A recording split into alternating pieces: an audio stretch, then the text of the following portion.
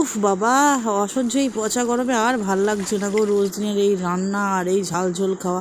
তাই আজকে নিয়ে চলে এসেছি দেখো পান্তা ভাত দিয়ে, খুব সহজে বা সন্ধেবেলা একটা মুড়ির সঙ্গেও খুব ভালো যায় একটা আলুর চপের রেসিপি। কড়াই একটু তেল দিয়ে নিয়ে তার মধ্যে দেখো থেতে করা একটু রসুন দিয়ে দিয়েছি, এবার সেদ্ধ করা আলুটা দিয়ে দিয়েছি, লবণ হলুদ প্রয়োজন মতো দিয়েছি, তার মধ্যে দিয়েছি ভাজা মশলা। ভাজা মশলাটার মধ্যে রয়েছে জিরে ধনে আর শুকনো লঙ্কা, শুকনো খোলায় ভেজে আমি গুঁড়িয়ে নিয়েছি।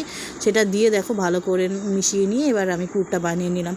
পুর বানানোর পর এবার একটা ছোট্ট বাটিতে পেছনটা দিয়ে ভালো করে একটা শেপ দিয়ে নেওয়ার চেষ্টা করছি, যেরকম আলুর চপের শেপ হয় আর কি।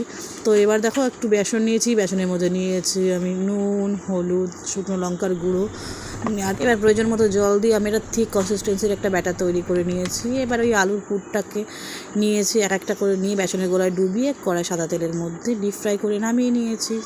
চপ আমার রেডি হয়ে গেছে। চলো, এই যে পচা গরম পড়েছে, তাহলে যে কোনো একটা দিন রাত্রিবেলা এই আলুর চপটা বানিয়ে জল ঢালা ভাত বা পান্তা ভাতের সঙ্গে খাওয়া যাক। আর কেমন লাগলো আমার ভিডিওটা জানাবে। আসে টাটা।